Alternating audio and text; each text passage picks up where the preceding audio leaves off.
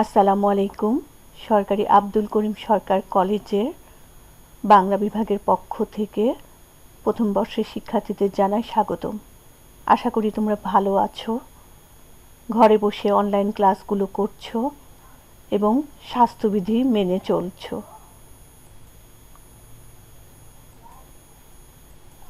আমি শামীম আরা বেগম, প্রভাষক বাংলা বিভাগ, সরকারি আব্দুল করিম সরকার কলেজ, তানোর, রাজশাহী।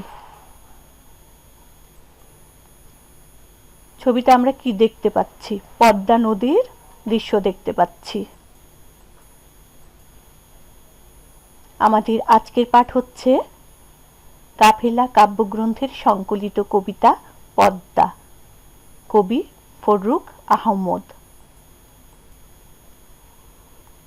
শিখন ফল, এখান থেকে তোমরা যা শিখতে পারবে, বাংলার মানুষের সঙ্গে নদীর সম্পর্ক জানতে পারবে, পদ্মা নদী সম্পর্কে ধারণা লাভ করবে, প্রবাহমান নদীর তীব্রতা অনুভব করবে, বন্যার ফলে সৃষ্ট হওয়া দুর্যোগ সম্পর্কে বলতে পারবে, নদীর গুরুত্ব জানতে পারবে, পলিমাটির গুণাবলী সম্পর্কে বলতে পারবে, জীবনে গতির প্রয়োজনীয়তা বুঝতে পারবে, নদীর সঙ্গে যাদের জীবন জীবিকা জড়িত তাদের কথা বুঝতে পারবে। কবি পরিচিতি।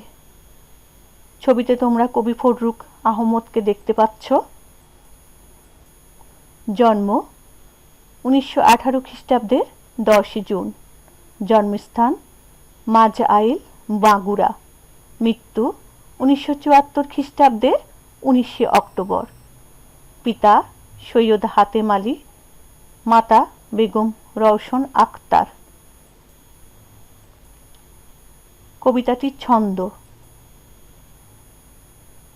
পদ্মা কবিতাটি 18 মাত্রায় রচিত একটি সনেট বা চতুর্দশপদী কবিতা। কবির সাহিত্যকর্ম। কাব্যগ্রন্থ সাত সাগরের মাঝি, সিরাজম মুনিরা, মুহূর্তের কবিতা, হাতেম তাই, হে বন্য স্বপ্নেরা ইত্যাদি। কাব্যনাট্য হচ্ছে নওফেল ও হাতেম। শিশুতোষ গ্রন্থ পাখির বাসা, হরফের ছড়া, হাবেদা মরুর কাহিনী, ছড়ার আসর, নতুন লেখা ইত্যাদি।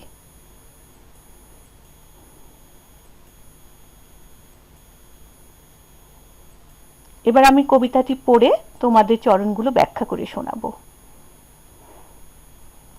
পদ্মা, কবি ফররুখ আহমদ।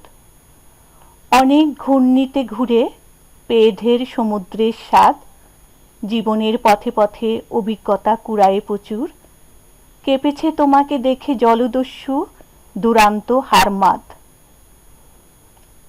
এখানে হারমাদ হচ্ছে পর্তুগিজ জলদস্যুকে বলা হয়েছে। তাহলে এখানে কি বলেছে? যে পদ্মার ভয়ঙ্কর স্রোতস্বিনী এক নদী। পদ্মা হচ্ছে ভয়ঙ্কর স্রোতস্বিনী এক নদী, যে নদীর প্রমত্ত রূপ জলদস্যুদের মনেও ভয়ের সঞ্চার করে, অথচ তারা বহু সমুদ্রে ঘোরার অভিজ্ঞতায় ঋদ্ধ। জীবনে বহু সমুদ্রের পথ পাড়ি দিলেও পদ্মার তীব্র স্রোত এই হারমাদের বুকেও কি করে? কাঁপন তোলে। এরপরে চরণে আসি। তোমার তরঙ্গ ভঙ্গে বর্ণতার হয়েছে পাণ্ডুর, সংগ্রামী মানুষ তবু দুই তীরে চালায় লাঙল, কঠিন শ্রমের ফল শস্যদানা পেয়েছে প্রচুর। পদ্মার তীব্র স্রোত যখন তার দুই তীর প্লাবিত করে তখন তীরগুলোতে পলির আস্তরণ পড়ে, পলি জমা হয়। সেই দুই তীরে সংগ্রামী মানুষ লাঙল চালিয়ে কঠিন পরিশ্রম করে সোনার ফসল ফলায়।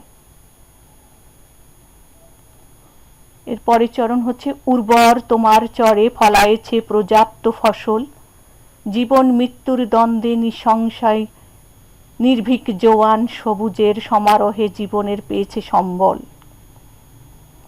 পদ্মার পলিমাটিতে উর্বর হয় নদীর চরগুলো, যেখানে কৃষকেরা কঠিন পরিশ্রমের মাধ্যমে ফলায় পর্যাপ্ত ফসল। জীবন মৃত্যুর দ্বন্দ্বে নিঃসংশয় নির্ভীক সাহসী যুবক দুই তীরকে ফসলে ফসলে করে তোলে, কি সবুজ করে তোলে। ফসল ফলিয়ে কঠিন পরিশ্রম করে দুই তীরকে সবুজ করে তোলে।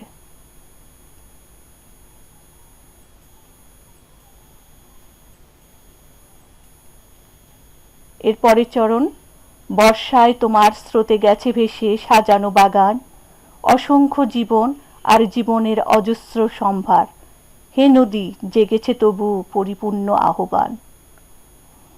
এর মানে কি, বর্ষাকালে পদ্মার জলস্রোত স্ফীত হয়ে দুকুল প্লাবিত করে, ভেসে যায় আবাদি ফসল। যে কষ্ট করে ফসল ফলিয়েছে কৃষকেরা, এ নদী আবার সেগুলো ভাসিয়ে নিয়ে যায়। বর্ষায় বন্যার সময় সবকিছু ভাসিয়ে নিয়ে যায়, ফসল, মানুষের ঘরবাড়ি, এমনকি ভাসিয়ে নিয়ে যায় অসংখ্য জীবন। তবুও এই নদী জীবনকে আহ্বান করে নতুন রূপে। মৃত জড়তার বুকে খুলেছে মুক্তির স্বর্ণদ্বার, তোমার সুতীব্র গতি, তোমার প্রদীপ্ত স্রোতধারা। তার মানে কি, সুতীব্র গতির কারণে পদ্মার ধ্বংসাত্মক রূপ যেমন আমাদের চোখে ধরা পড়ে, তেমনি আছে বেঁচে থাকার উপাদানও। মৃত জড় মাটিকে করে সজীব ও প্রাণবন্ত, জাগায় জীবনের সারা, খুলে দেয় মুক্তির দ্বার। তাহলে আমরা পদ্মা দুটি রূপই দেখতে পেলাম। কিছু অজানা শব্দ দেখে নাও। হারমাদ মানে পর্তুগিজ জলদস্যু, নিঃসংশয় মানে সন্দেহহীন, পাণ্ডুর মানে ফ্যাকাশে, প্রদীপ্ত মানে উজ্জ্বল।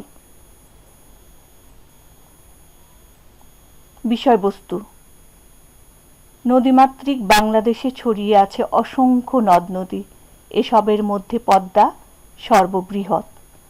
পদ্মা কবিতায় এই নদীর দুই রূপ প্রকাশিত হয়েছে।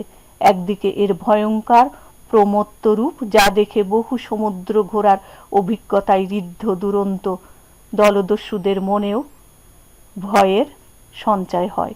অন্যদিকে পদ্মার পলিতে প্লাবিত এর দুই পারের উর্বর ভূমি মানুষকে দিয়েছে পর্যাপ্ত ফসল, জীবনদায়িনী সবুজের সমারোহ।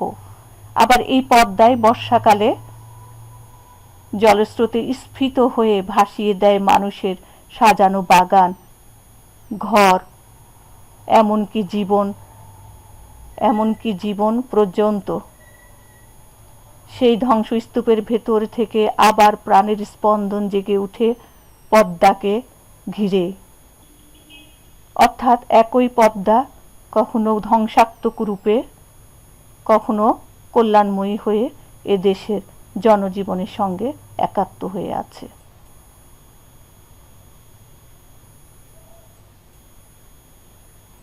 ধন্যবাদ, আজ এখানেই শেষ করছি। তোমরা ঘরে থেকো, সুস্থ থেকো। আল্লাহ হাফিজ।